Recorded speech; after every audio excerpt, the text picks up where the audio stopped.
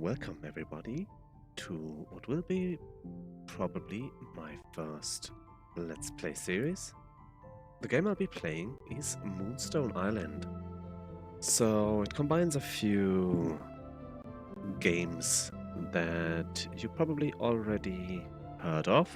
For example, it is very reminiscent of Stardew Valley in that you will be able to build your own farm and I think have animals and crops, all that fun stuff. In addition to that, it's also a creature collector. So if you like Pokemon or Pal World, this will also scratch that itch. Last but not least, it is also a deck builder, which means if you enjoy Slay the Spire, for example, you might find something in this game for you. I will not continue my save. Only like half an hour in, maybe. So I will just start a new game. Yes, start a new game. I will play the tutorial.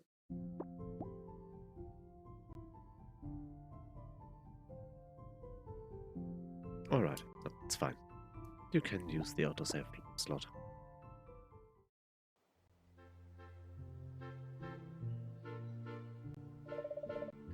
Wakey wakey, sleepy bones.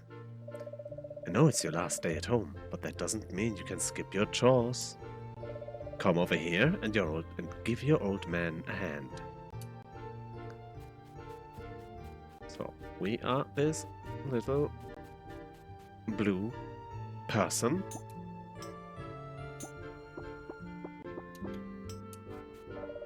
And this is apparently our father. So, first up, these crops need harvesting. You could be in for a very long journey out there. After all, you'll get to decide which island you choose to become your new home. I don't want you leaving home empty-handed and hungry. Right then, roll your sleeves up and let's get these crops harvested. Oh, and could you also grab that lily pad on the shore too? Oh, we'll grab that lily pad right away. And harvest those crops. Are you proud, Dad? Let's go over the basics again. Lesson 1, useful plants. Remember what I taught you? Flax is good for taming spirits. That's the one that looks like a little purple flowers. Stone fruit, this big round lad, is best for restoring stamina. And lily pads have healing properties. They taste awful though. All these plants are spring crops, so keep an eye out for useful plants in other seasons. Good job. Lesson 2, harvesting seeds. You'll need seeds to grow more of the same plant. If you want to get seeds, you have to cut down the plant. Use your scythe to harvest seeds from any plant, even wild ones. Come over here and harvest the seeds in this plot.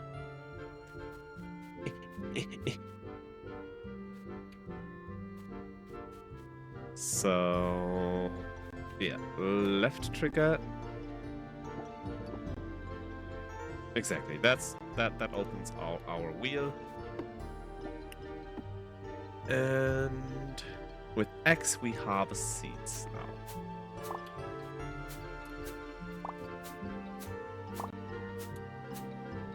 Wonderful. Nicely done. Now take this hoe and use it to dig a hole. When you've dug a hole, you can plant those seeds inside it. You can also use the holes that are already there, if you don't want to make new ones, I suppose.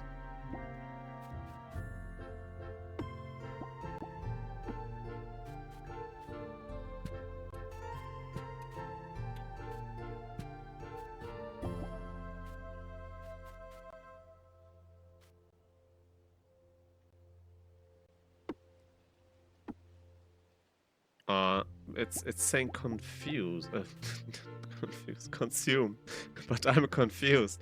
It's saying consume. Wait, I need this. Yeah, exactly. Oh, there's the seeds. I'm actually confused.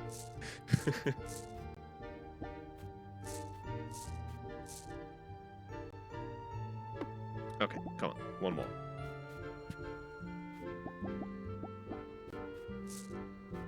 Perfect. Now, once those seeds are planted, you have to tend them to have them grow. Here, take this watering can and give those seeds a drink.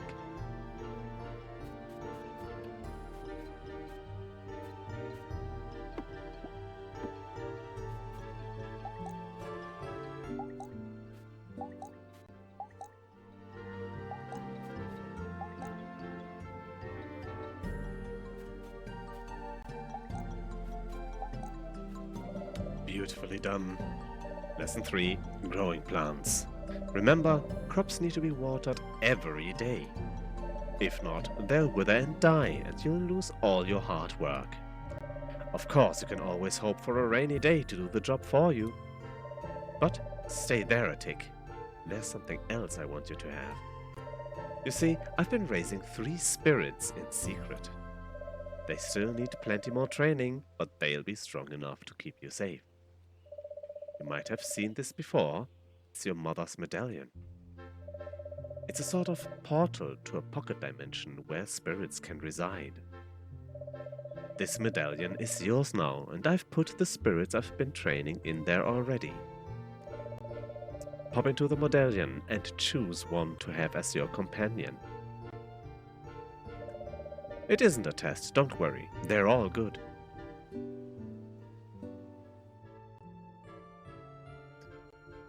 So, yeah, this is a little bit reminiscent of your pocket dimension in Terranigma, isn't it?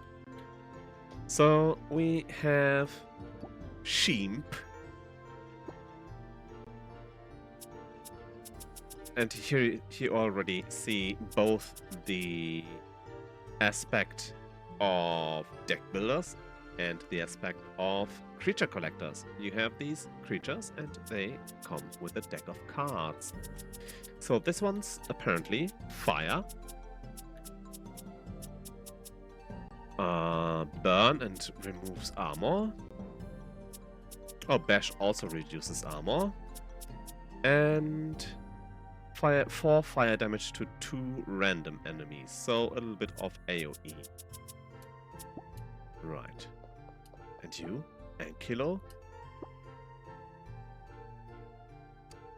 You seem to be earth-based. This deals 4 damage. This reduces armor. Dropkick. Deal 4 damage. Draw 1 attack card from your draw pile. Draw from your draw or discard pile. Apply 1 rage. So this card is exhausted. Once played, this card is removed from your deck for the rest of the combat. And rage deals and receives double damage from attacks, reduced by 1 per turn.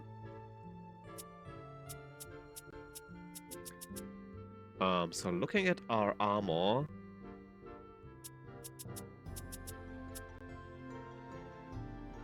it is 2. And Ankilo automatically gains 1 range every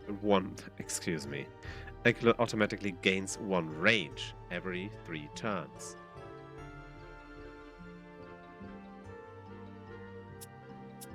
That sounds nice. Ish. So I have to be careful with Ankilo, right? Because rage also means double damage to me. So armor is 2 and vitality is 3. Let's compare. Is that much? Apparently Sheep has more armor. So stats-wise, Sheep is stronger. And anytime Sheep takes fire damage, it applies burn equal to its power to a random enemy. Interesting. And last is capacity. Okay, shock and charge, so it's lightning based. Deal 2 electric damage. So if I remember correctly, the other... So there's a star at this card. But the other two had stronger starting damage skills. God's charge adds additional damage to each attack, reduced by 1 per turn.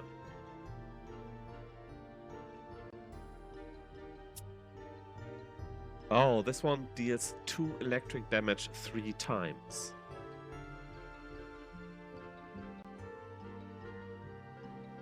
That's pretty strong, of course, right?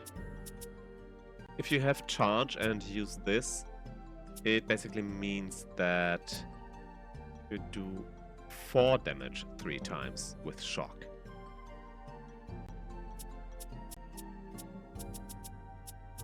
I still don't know what these... So there's feathers on this card and gems on this one. Apparently all of them except this one.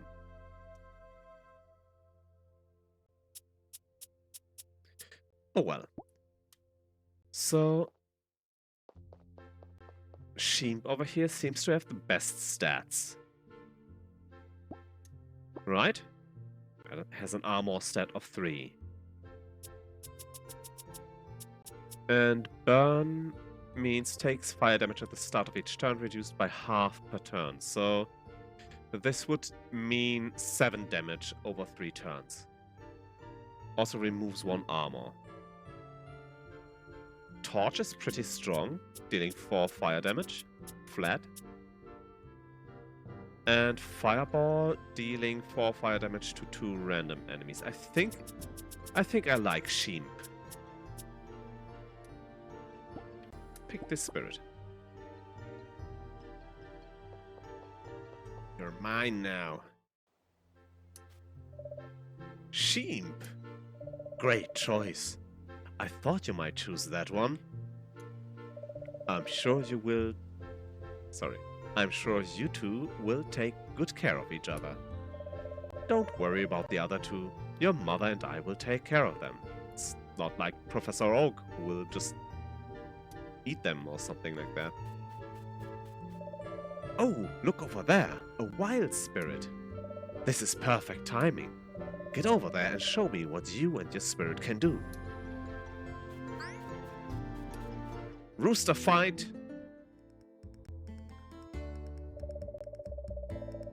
Looks like this Gemlin has higher speed than your spirit, so it gets to make the first move.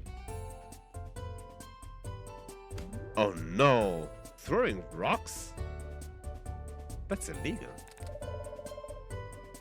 Time for lesson 4. Banishing spirits. You need to subdue these spirits to pacify them. They're not supposed to be this aggressive. The most important thing to remember: armor blocks attack damage. Reduce their armor to 0 to make them dizzy and deal extra damage. You can reduce armor in 2 ways: using a card that removes armor, or attacking with an element they are weak to. Try using Bash to reduce the Gemlin's armor and leave it open to attack.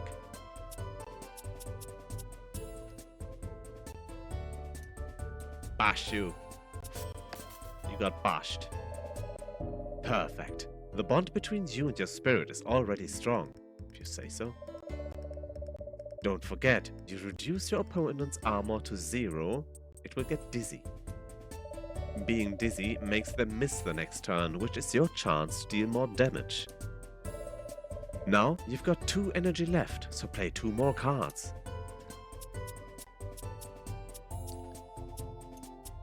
Do we know anything about the enemy? Yeah, we can look at it, and it's, I think, weak to poison and ice. Also, its ability is reliable talent. At the start of each turn, draw an additional attack card. Well, that's really nice.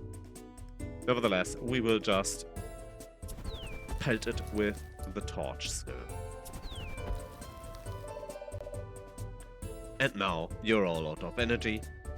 And your turn now. And let's see what this wild spirit does. I mean,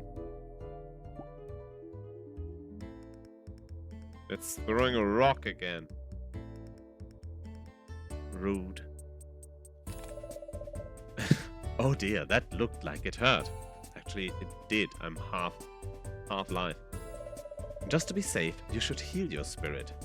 Remember I told you that lily pads were good for healing? Use the feed action and feed a lily pad to your spirit now. Feed. Lily pad. Do it. There you go. Your spirit is looking much healthier. Looks like Gemlin is about to use Earthquake on you though. With the right moves, you might be able to stop that from happening. Now, use another bash card to bring the Gemlin's armor to 0. Get rid of that armor and you'll make them dizzy so they can't attack. Bash your head in! Oh, brilliantly done. Nice work. Now you've got the upper hand. Damage dealt to a spirit with no armor is much higher than usual. Bring its HP to 0 and banish it to the great beyond.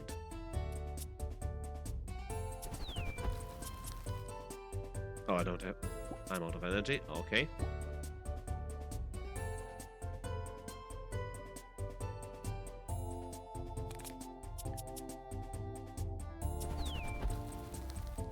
Torch that sucker. Bye.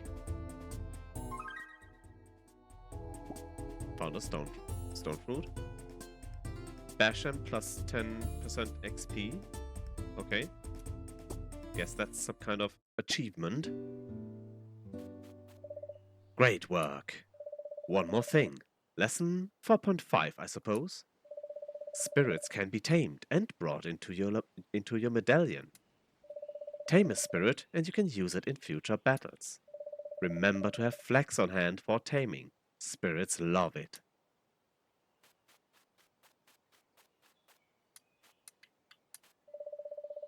Oh, it's Mother. Sweetheart, are you done out there? Come back to the house. I have something else to give you before you go. Alright. Will do. Gimme the loot. Hello, Mother. Give the loot. You look wiped out.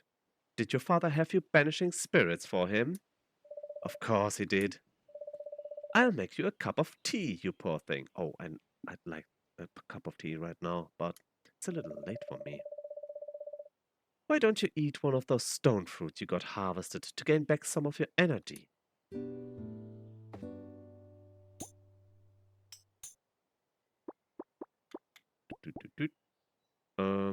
Use. Yum. That's better. Now that your dad's done with you, I want to tell you about the medallion he gave you. The medallion used to be mine, and now we are passing it down to you.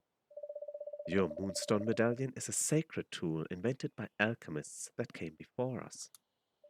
Within it lies a pocket dimension that can house up to 3 spirits. The spirits you keep in this medallion will come to your aid should you need help. You can also build a barn to house them in, which I think is a lot cozier. I know this is all a bit confusing, but you'll get the hang of it. Looks like that fight you had earlier got you enough experience. Why don't you try leveling up one of your spirits? You can do that by entering your medallion. While you're in there, feed them this Nimbus plant too. It'll make them strong for your journey tonight. Oh, she was tearing up. Oh, mother. Oh, to enter the medallion. A sheep. Oh, you can level up. Choose a stat to upgrade.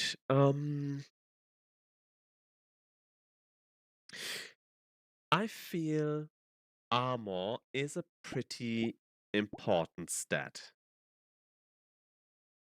So I will take armor. Choose a card to add to the deck. So we have Flamethrower, deals 6 fire damage 3 times, and draws a card. That's pretty powerful. Perception does not get discarded. So retain means does not get discarded at the end of your turn. Discarded once played. Yeah, but it's basically 1 mana for cycling itself. It does nothing. I think this card is a great example for a bad card.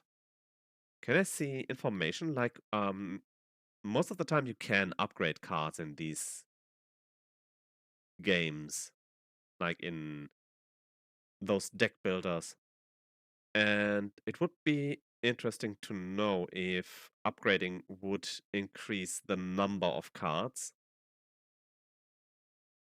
But right now, if you analyze this, this is basically just pay 1 mana for nothing. I'd rather have the card the card that. So if I draw this and if I draw this, I didn't draw another card. But I can pay 1 mana for this to make me draw the other card. So it's basically just you're down 1 mana by drawing this. So yeah, no. Bad card. Go away. And then there's a skill Mastermind. Put a random attack card from your draw or discard pile into your hand. It costs 0 this turn. That's awesome. That's great. I mean, it's exhausted, but it's strong as soon as I start getting more expensive cards. For example, like Flamethrower. So I will pick Flamethrower here because I don't have expensive attack cards yet. But as soon as I get Mastermind another time, I will probably take Mastermind.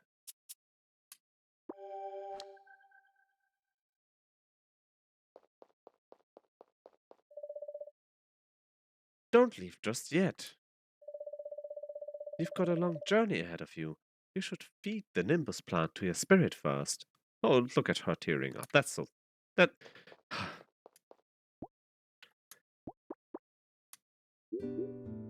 Oh, what it. Oh, I should have read what it does.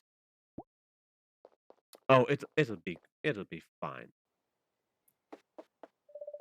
Thank you for doing that. Your father is all about the fighting, but you have to take care of your spirits too. Now your spirit should have the strength they need to keep you safe. I can't believe you're leaving home today. I'll miss you so much. But you'll only be gone for a year, right? Then you'll have completed your alchemy training. I'm so proud of you. Are you sure you're ready to go? Yeah. Alright then, this is it. Next time I see you, you'll be a fully fledged alchemist.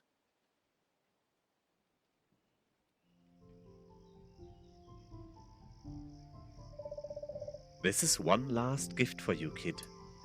I made you these tools. They're not much, but they'll get you started out there. Now, give your dad a hug.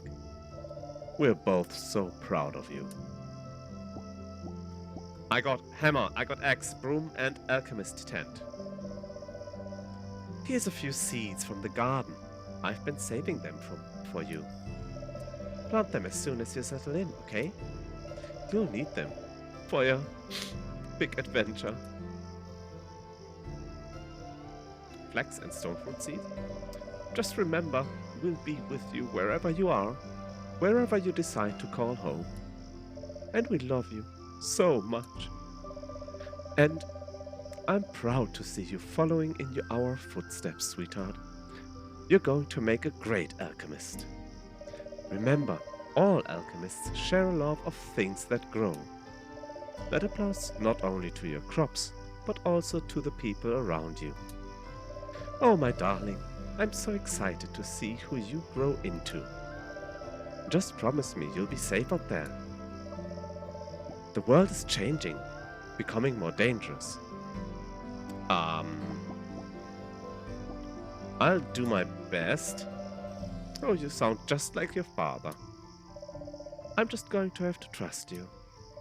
Well, the wind is starting to pick up. I guess it's time for me to let you go. Time for the final lesson. Charge that broom up, then release its energy to catch the wind. And be safe, okay? We love you. How I'm charging up my broom? I can do that. Whee! Thank you for watching my Let's Play of Moonstone Island. If you think I earned it, why don't you subscribe to the channel? Leave a like and share the video with your friends so they can watch it too. I also stream on Twitch. You can follow me at twitch.tv/wastelandpuppytv. See you in the next episode, and I wish you, from the bottom of my heart, a day.